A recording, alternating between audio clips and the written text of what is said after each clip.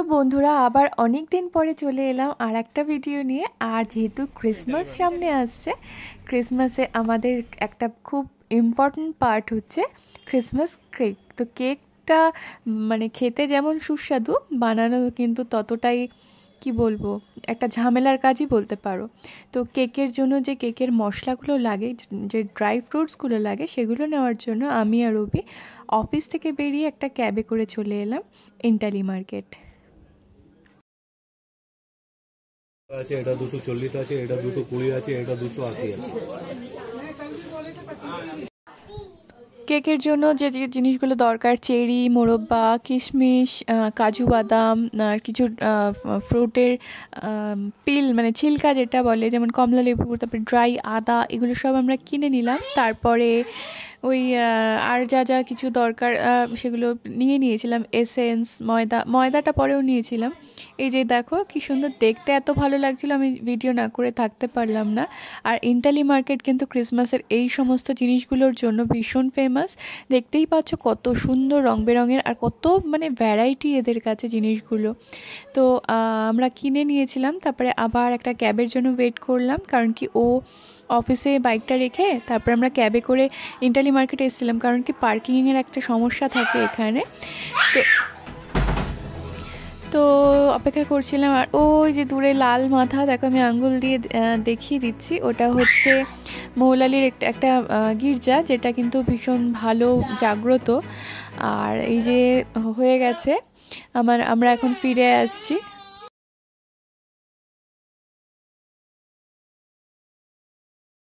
Just ভিক্টোরিয়াটা cross করছি, আর আমাদের কলকাতার একটা অন্যতম আকর্ষণ ভিক্টোরিয়া, আর ওর বাইরে যে ঘোড়াগুলো দাঁড়িয়ে থাকে গাড়িতে চড়ার জন্য, দেখতে কি ভালো লাগে।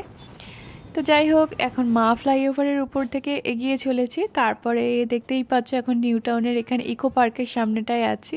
আর ভীষণ খিদে পেয়ে গিয়েছিলো, তাই অভিকে বললাম একটা আইসক্রিম খাই। দেখো সোয়েটার পরে আমি আইসক্রিম খাচ্ছি। তারপরে চলে এসেছিলাম আরসালানে, কিন্তু এই আরসালানটায় এত ভিড়, লাইনে দাঁড়াতে হচ্ছিল বলে আমরা আবার ব্যাক করে ওই ডায়মন্ড প্লাজা নাগের বাজারটা ছাড়িয়ে আর একটা আরসালান আছে, ওখানে চলে এসেছিলাম। আর দেখতেই পাচ্ছ আমার ভিডিওটা বানাতে গিয়ে আবার জিভে জল আসছে এই কাবাবগুলো দেখে। নিয়েছিলাম, এটা টিক্কা কাবাব ছিল। আর জানি না কেন আমি যেখানে যতবারই খেয়েছি আমার কিন্তু আরসালানের এই টিক্কা কাবাব মানে বেস্ট লাগে।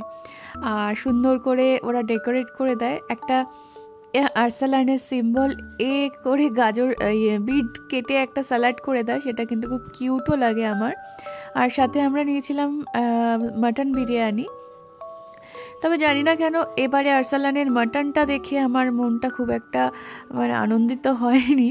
মানে দাদা বৌদি বলো বা আমাদের বারাসাতে স্টার বিরিয়ানি বা ডি বাপির বিরিয়ানিতে মাটনের পিসটা যতটা ভালো থাকে দাম অনুযায়ী বড়, হ্যাঁ, সেখানে কিন্তু এবারে আরসালানের মাটন পিসটা দেখে আমি খুব আশাহত হয়েছি।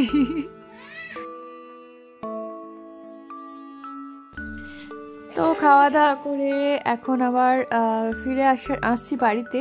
আর এটা হচ্ছে আমি রাস্তায় ভিডিওটা করলাম চাঁদটাকে দেখানোর জন্য, কি ভালো লাগছিল ক্যামেরায়, যদিও বা বোঝা যাচ্ছিল না। আর যেহেতু ক্রিসমাস আসছে সামনে, তাই জন্য কিছু কেনাকাটা গিফটস দেওয়ার ব্যাপার ছিল।